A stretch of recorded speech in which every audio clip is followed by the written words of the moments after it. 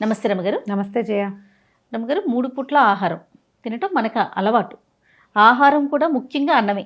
ధాన్యం ఎక్కువ కదా రమగారు మనం తినేది, వరి కదా. అవును. ఇది ఎంతవరకు మనకి ఆరోగ్యానికి మంచిదంటారు? అంటే ఇది ఎవరైనా డాక్టర్లు చెప్తే మంచిది కదా, నేను చెప్పచ్చా? డెఫినెట్గా డాక్టర్ చెప్పేది డాక్టర్ చెప్తారు. జనరల్ వేలో మాట్లాడుకుంటాం కదా రమగారు, మనం ఏమి సైంటిఫిక్గా మాట్లాడట్లేదు. అన్నం తింటే ఎంత క్యాలరీస్ వస్తాయి, లేకపోతే ఎంత ప్రోటీన్ వస్తుంది, దాంట్లో గ్లూకోజ్ ఎంత ఉంటుంది, అది కాదు. జనరల్ వేలో మనం మాట్లాడుకుందాం. మనది అసలు ముప్పొద్దుల భోజన సంస్కృతే జయ.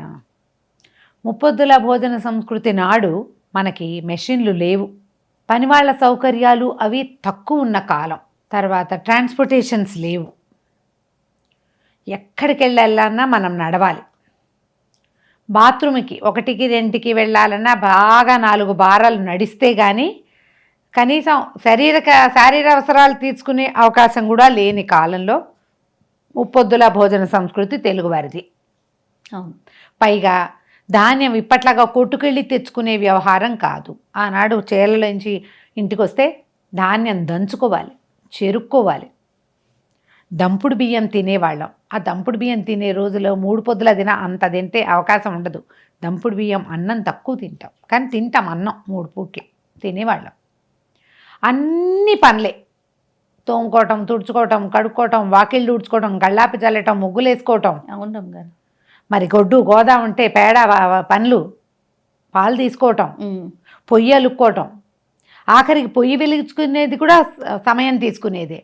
అక్కడి నుంచి దంచటము, చెరగటము, విసరటము, ఈ పనులు, కడగటం, ఎండబెట్టుకోవటం, అన్ని ఆహార పదార్థాలు నిలవబెట్టుకోవడానికి మనకు అవకాశాలు లేవు. ఫ్రెష్వి ఎప్పటికప్పుడు చేసుకోవటం, సంవత్సరం అంతా నిలవ ఉండటానికి 1-2 నెలలు పనిచేసేవాళ్ళం. ధాన్యం ఇంటికి వస్తే దాన్ని నిలవబెట్టుకోవడం పెద్ద ప్రక్రియ. ఇంటిల్లిపాది పనిచేసేవాళ్ళం. అవును. అసలు చిన్న పిల్లలైనా పనులలోకి దిగి పని చేయవలసిందే. నేను చెప్పనా, మేము ఆవకాయలు పచ్చళ్ళు ఎలా పెట్టుకునేవాళ్ళం అంటారు. అదే కుటీర పరిశ్రమల్లాగా ఉండేవి. ప్రతి ఇంట్లోనూ పని ఉండేది. కాస్త ఎక్కడికైనా వెళ్ళాలి అంటే కాలినడకన వెళ్ళాలి. అంత శ్రమ, శారీరక శ్రమ పుష్కలంగా ఉండేది. అప్పుడు మనం ముప్పొద్దుల అన్నం తిన్నా, పొద్దున్నే అన్నం తిని, మధ్యాహ్నం అన్నం తిని, రాత్రి అన్నం తిని కుదిరేది. ఈ రాత్రి అన్నాలు పొద్దుట అన్నాలు కూడా చూద్దాం.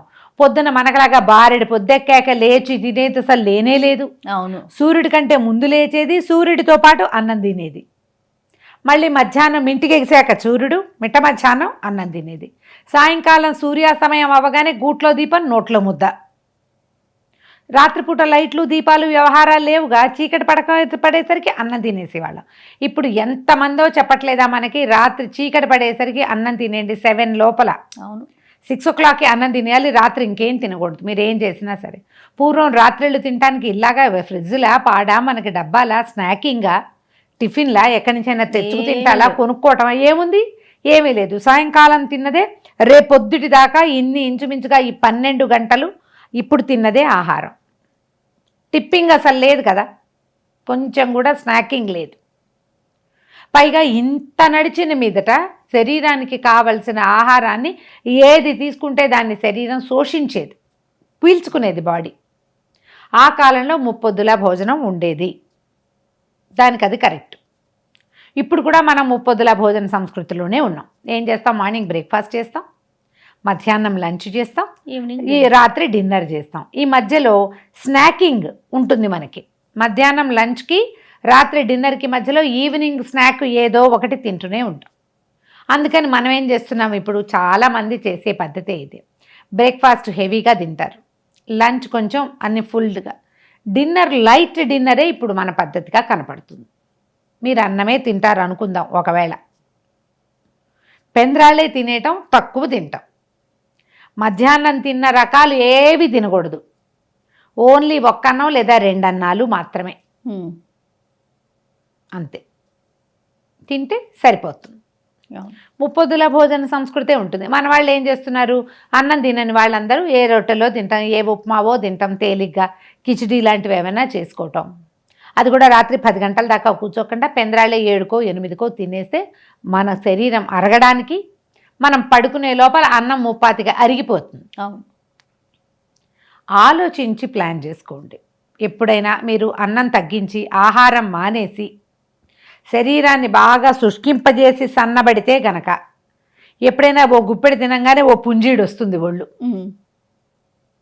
4 రోజులు చీటింగ్ చేసామా ఒళ్ళు వచ్చేస్తుంది.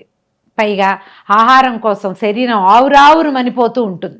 అవునండి, ఆవురావురుమని నువ్వు ఇంత ఇచ్చినా అదంతా ఫ్యాట్స్ కింద నిల్వ చేసేసుకుంటుంది, అలమటించిపోయి దాచేసుకుంటుంది, ఫ్యాట్స్లోకే దాచేస్తుంది. దాన్ని అలమటించిపోయేలాగా చెయ్యొద్దు, వేళకి అందిద్దాం. కాకుండా క్వాంటిటీ తగ్గించమంటారు. క్వాంటిటీ తగ్గించండి, క్వాలిటీ ఉంచుకోండి. శాంతం మానేయొద్దు అంటారు. ఎప్పుడు మానకూడదు జయ. శరీరం అలమటించిపోతుందమ్మా ఆహారానికి, చాలా తప్పు. ఆత్మారాముడిని శోభించనివ్వకూడదు అట్లా. తినాలి కానీ చీట్ మీల్ తినచ్చు. అంటే ఏంటి, అన్నంలాగా అనిపించేవి తినచ్చు, పొట్ట నిండేదాన్ని తినచ్చు, బరువైంది కాకుండా తేలిక దాంతో నింపచ్చు. బోలెడన్ని మెథడ్స్ వచ్చినాయి, బోల్డంత ఐడియాలజీ వచ్చిందమ్మా ఇప్పుడు, చాలా వచ్చింది. మీరు అన్నం తినాలంటే అన్నమే తిందామని మీకుంటే గనక ఎన్ని రకాలు వచ్చినాయి. చిరుధాన్యాలు బోల్డ్ దొరుకుతున్నాయి, పొద్దునే వండేసుకోండి, సాయంకాలం అంత చిరుధాన్యం అంతుంది. కొర్రలు అన్నం, దాంట్లోకి కూర వేసుకోండి, పులుసు పోసుకోండి, అందులోనే పెరుగు పోసుకోండి, 3 అన్నాలు తిన్న ఫీలింగ్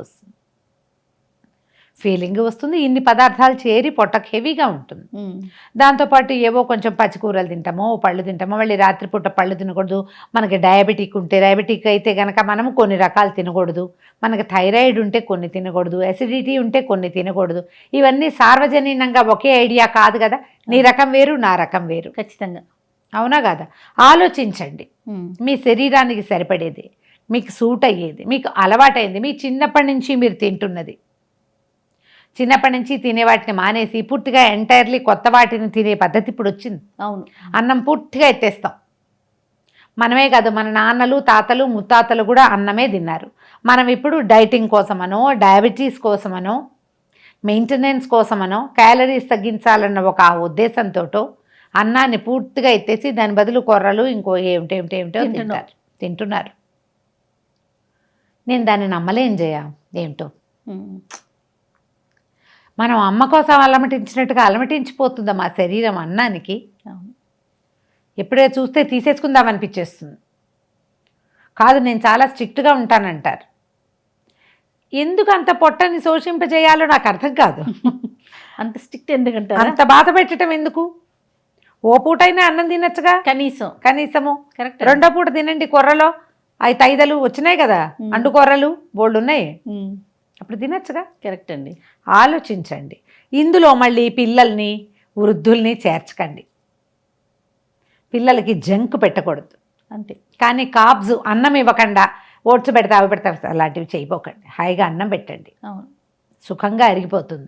దాంతో బలం రాదు, బలం లేదు. బలం వచ్చే సాధనం ఇంకోటి పెట్టండి. దాంట్లో బలం వచ్చే సాధనాలు అన్నాలు కాదు, కొర్రలు ఇవి కూడా బలం వచ్చే సాధనాలు కావు. అన్నానికి భిన్నం కదా అవి.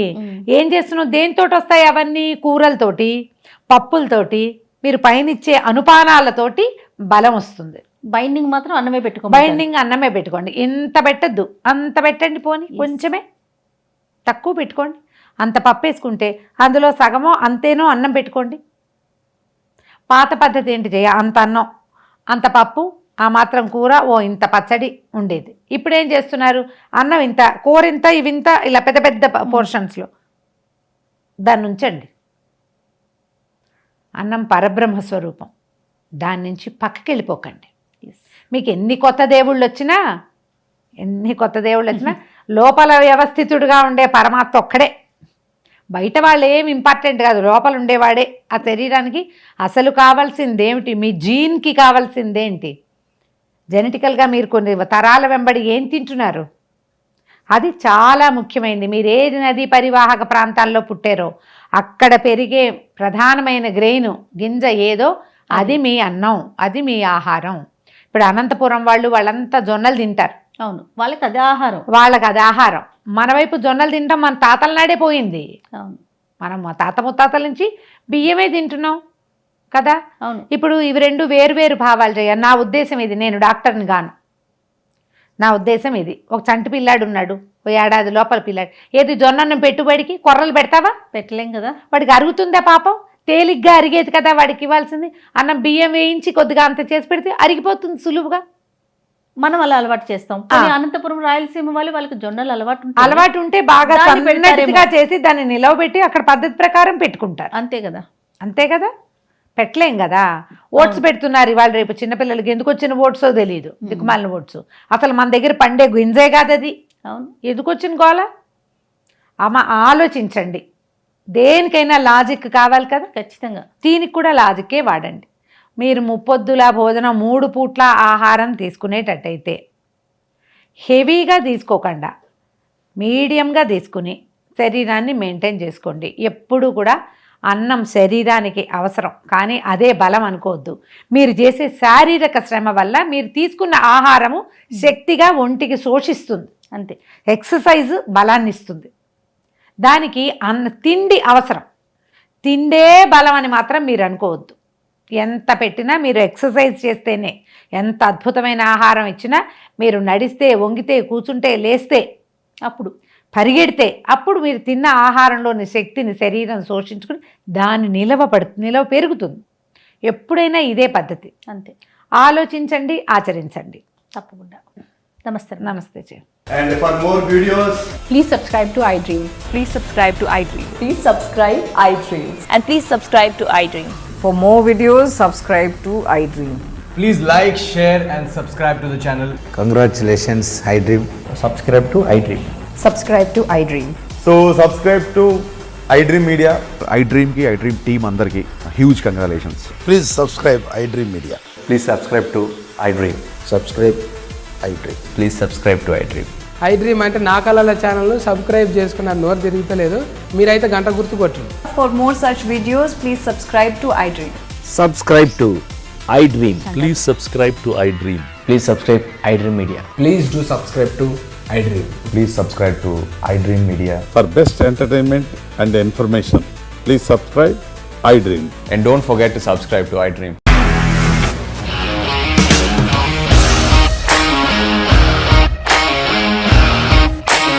ఇండస్ట్రీలో కమిట్మెంట్ ఇష్యూస్ వస్తే నీకు కూడా వచ్చినట్టు మార్నింగ్ తీసుకెళ్ళానంటే కొట్టి పడేసాడు.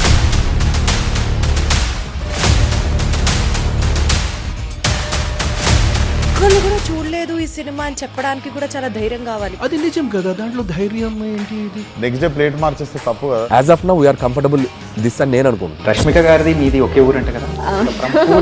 నీకు కోపం వచ్చిందంటే బాగా తిట్టేత్తరా? తిట్టేద్దామండి. నిజంగా గేమ్ ని ఎలా చేంజ్ చేయగలిగారు? ఏపీఎస్ఎఫ్సి వాళ్ళకి 6 నెలల్లో నేను 6 లక్షలు కట్టా. బిజినెస్ చేయాలనుకుంటే it is as difficult as riding a tiger.